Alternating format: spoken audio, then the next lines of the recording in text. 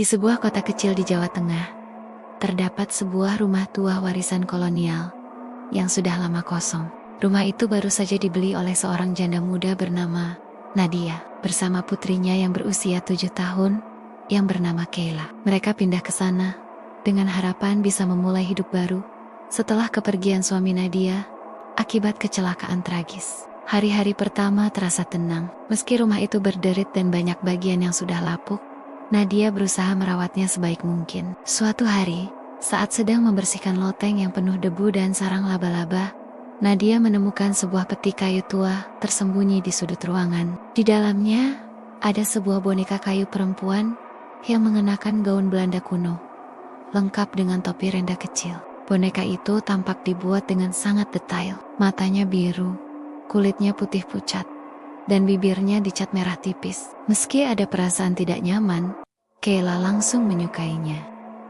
Dia menamainya Lina dan mulai membawanya kemana-mana. Anehnya, sejak boneka itu muncul, suasana rumah jadi berubah. Malam pertama, Nadia terbangun karena mendengar suara langkah kaki kecil di lantai 2. Ia mengira itu Kayla, tapi saat dicek, Kayla sedang tidur lelap memeluk Lina.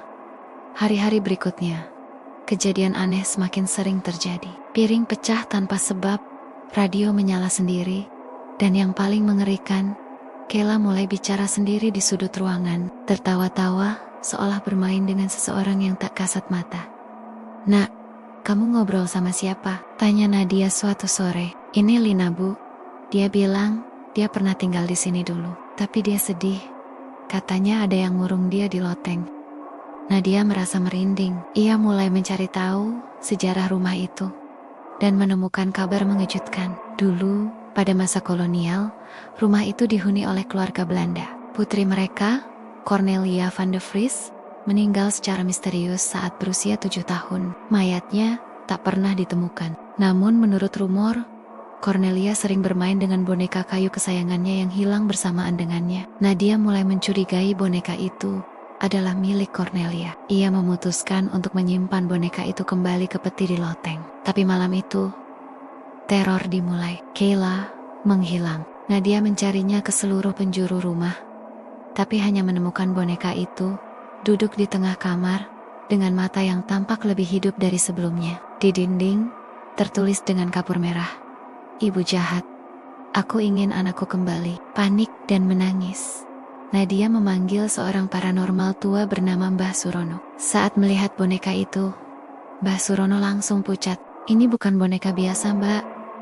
Ini wadah arwah." Bocah Belanda itu belum ikhlas mati, dan dia mencari tubuh baru untuk tinggal. Dengan ritual panjang dan pengorbanan besar, arwah Cornelia akhirnya bisa diputuskan dari dunia ini. Tapi tak semuanya kembali seperti semula. Kayla ditemukan tak sadarkan diri di loteng, memeluk boneka itu erat-erat. Meski selamat, sejak malam itu, ia tak pernah bicara lagi. Setiap malam hari, dia hanya duduk di sudut kamar, memeluk Lina, dan tersenyum. Sudah seminggu sejak kejadian itu, rumah tua milik Nadia kini sunyi seperti kuburan. Kayla belum mengucapkan satu kata pun. Setiap hari dia hanya duduk di pojok kamar, memeluk boneka Lina, sambil memandangi cermin besar yang tergantung di dinding. Cermin itu adalah peninggalan dari pemilik rumah sebelumnya, bergaya Eropa dengan bingkai ukiran emas yang sudah kusam. Dulu Nadia tak terlalu memperhatikannya, tapi kini cermin itu terasa hidup. Suatu malam, Nadia terbangun karena mendengar suara berbisik dari kamar Kayla. Ia mengintip dari pintu yang sedikit terbuka. Kayla, tapi yang terdengar hanyalah tawa pelan. Bukan tawa anaknya, melainkan tawa anak kecil beraksen asing. Perlahan Nadia masuk dan mendapati Kayla berdiri di depan cermin, berbicara dengan bayangan dirinya sendiri. "Aku akan jadi seperti kamu kan?" tanya Kayla pada pantulan itu. Pantulan Kayla yang tidak bergerak sesuai gerak aslinya, tersenyum lebar. Rambutnya terlihat lebih pirang, dan matanya tampak biru pucat seperti Cornelia. Nadia menjerit dan menarik Kayla menjauh dari cermin. Namun saat ia menoleh lagi ke cermin, pantulan itu masih berdiri di tempat, menatap mereka dengan dingin. Keesokan harinya, Nadia memutuskan untuk menyingkirkan boneka Lina. Ia menyimpannya di dalam kotak kayu, memaku petinya, dan menguburnya di halaman belakang, dekat pohon beringin. Namun malam itu, Saat Nadia masuk ke kamar, boneka Lina sudah kembali duduk di tempat semula, di pangkuan Kayla, dengan suara datar untuk pertama kalinya. Kayla berkata, dia nggak suka dikubur. Dia bilang masih ada kamar yang belum ibu buka. Nadia mencoba memahami ucapan itu, dan teringat akan bagian loteng yang dulunya ia lewatkan karena tertutup lemari berat. Dengan nekat, ia naik ke sana dan memindahkan lemari itu. Ternyata di baliknya ada sebuah pintu kecil, tertutup papan kayu. Nadia merobeknya dan menemukan ruang sempit seperti kamar rahasia. Di dalamnya ada ranjang mungil, boneka rusak berserakan, dan sebuah buku harian tua berbahasa Belanda. Saat dibaca dengan bantuan seorang dosen bahasa Belanda, isinya mengungkapkan sesuatu yang mengejutkan. Cornelia bukan anak semata wayang.